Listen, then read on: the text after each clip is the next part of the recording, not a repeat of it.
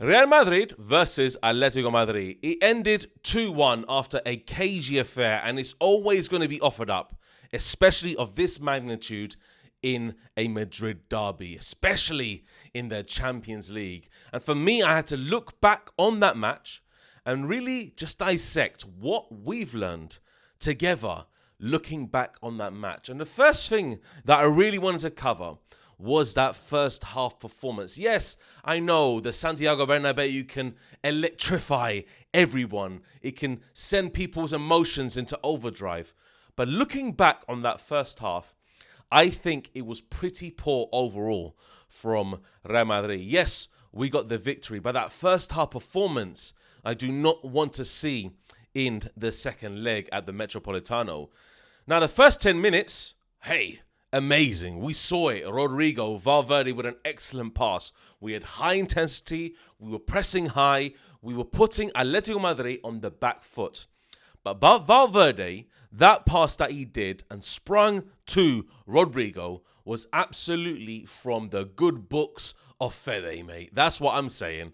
And when you look at the preciseness of that, then you have to say that Valverde is a must starter at right back for Real Madrid in the near future, because Vasquez, I cannot see him start. So Valverde, the way that he had the vision for that, the way to see Rodrigo's run at that precise moment, thread it through, and Rodrigo cutting in, absolute beauty of a goal. But that's when the fun ended for the first half. 35 minutes of that game, we were on the back foot consistently. Yes, Atletico Madrid were trying to score. We know that. They're going to come out of us. They're going to try and attack us every which way they can. And the way they were passing the ball and us just literally holding into our shell, residing into our shell, and just allowing them to come onto us is not what I want to see from Real Madrid. That is not what I want to see. It may seem I'm flip-flopping from yesterday's match reaction, but like I said, the euphoria gets to you, the fans, everything, the electricity. So for me to see that 35 minutes of an absolute stinkfest of a performance really just says to me that we need to watch out, in particular for that, if Atletico Madrid decide to come on to us, or we try and stink out a draw or a 1-0 or whatever it may be in that second leg. So mainly what I've learned is that we need to really just pile on the pressure to Atletico Madrid. When you attack them, they always just put either 2 banks or 4 or 6 in the fence or whatever it is they want to do to try and hold their position, their ground, that result when they were 1-1 up. You see the difference? So when we were 1-0 up, Alvarez, when he had that ball, and Camavinga, like I said in the match reaction, failed to clear the lines. Maybe Valverde was there, maybe would have done a better job. But Camavinga, I think he did get a foot in from my view and looking at it on the replay. So he did get a foot in, but Alvarez, absolute peach of a goal as well. I have to admit, what a beautiful goal. Courtois, absolutely nothing. But knowing Ancelotti, seeing that first half, seeing how we started and how we ended, he had to make some adjustments. Let's be honest here. The adjustments weren't going to be in personnel-wise. The adjustments were going to be in how intense we were. So when looking at the second half and how we control the ball and how we were on the front foot probably for 95% of that second half, I saw us dictating the tempo of the game, controlling the possession, really just trying to be direct in the final third, rather than just holding on to what we have, essentially, because we needed to win. That is the main aim of the game, especially when you're at home in the Champions League. You need to gain a victory. Regardless of the situation and how it came about, we had to get a win. Yes, in my match preview, yes, I wanted to get maybe 2-3 goals clear or Atletico Madrid. It didn't happen, so we have to take it. As fans, we have to take it. We have to realize that Atletico Madrid, yes, we're going to go to the Metropolitano, and we have to either win or draw. These are kind of win-win situations when we only need to get a certain result, not we need to beat them by 2 clear goals. That's not what it is now.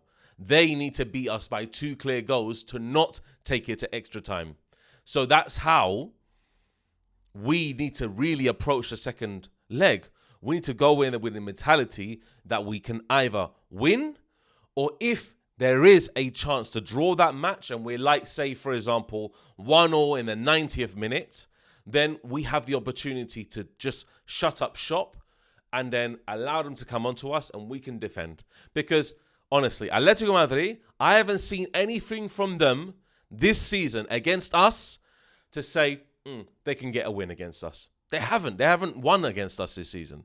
So that's it. Well, we haven't either, apart from the Champions League win. So that's the situation that I'm dealing with in my head. And maybe Ancelotti's thinking, maybe, and obviously Simeone is also thinking this, is that, look, we really need to beat Real Madrid. We can't just literally sit back. So the second leg, another thing that I learned is that they need to come out to us. They need to attack for the first time ever in life that they've done against us. Quite literally. That's what Atletico Madrid do. Yes, they have a great counterattack. Don't get me wrong. But what they do is they play ugly football. They get the win regardless. So we have to literally do their approach against them. And then not just literally residing to our shell. I don't want that. I want us to get them to come onto us and then hit them on the break when they're trying to power bodies forward, when they're trying to get that goal. Because if we do go for high intensity and they do catch us on the break, then what happens is the reverse effect. We will then be on the back foot, because if they score the first goal, then, it's a different situation altogether, people. So we really need to just read between the lines. Ancelotti needs to read between the lines and assess the situation. How is Atletico Madrid going to play? What I think they're going to play is they're going to try and come out at us from the very first minute. They're going to try and do what they did to Barcelona in the Copa del Rey. Try and come out and play high intensity, very first 5-10 minutes, try and get a goal. And if they don't, if we weather the very first 45 minutes well, we're through. We're through. And we get to play Arsenal. That's the situation. So I look at it overall as a bigger picture. Ancelotti needs to really set up the team well. Camavinga, yes. Tchouaméni, yes. Bellingham is going to be back. So Bellingham offers the box-to-box ability that Brahim Diaz doesn't have. But Brahim Diaz, what he offers in attack is also excellent as well. We saw it yesterday. So there are certain issues that we need to face in the second leg that we need to overcome. How are Atletico Madrid going to play? Can we defend excellently well throughout the whole match? And yes, I think we can. Another thing that I learned from the match yesterday is that Ancelotti thought about it a bit more than what he has in previous matches, more than what he has against Betis, for example, where he sees that we're down and we're out and we're not functioning well as a team. But yesterday, he set up the team really well and ensured that the team played a very good element of possession, but a very good element of slight attacking ability as well, rather than just trying to control possession. We did want to score. We needed to score. That's what happened. So he realized the magnitude of the situation. Another thing is that the players actually stepped up yesterday. Majority of them actually stepped up. So you saw Rodrigo stepping up after a really poor performance against Betis. You saw Vini step up after a really poor performance against Betis. Mbappe, people criticized him yesterday. But to be honest, yeah, that pass at the end, we'll just have to watch that out, yeah? The positions he occupied yesterday, very good. The spacing he occupied yesterday, very good. You really will have to watch the match. You have to dissect it. You have to dissect it when he doesn't have the ball. That's what I'm saying. So the positions he occupied, very good in terms of the spacing, how he's giving space and opportunities for someone like Brahim or someone like, for example, Camavinga to just laser a pass into him, or Rodrigo get into the space in behind and maybe see if Mbappe. Vini earlier, the chance he had, could have squared it to Mbappe. He had the opportunity to, but decided to go for goal himself. So Vini was very direct yesterday, got into the final third a lot, into it a lot. Honestly, really, really good performance from Vinny. And then the midfield controlled it well. They bossed it well, especially second half. First half, no, non-existent. But second half, very well controlled. And when Modric came on, gave a little bit more tempo control, giving a bit more, calmness to the situation, where Modric has the ball and he can just assess the situation, vision, occupy certain areas, receive it, give and goes, all that.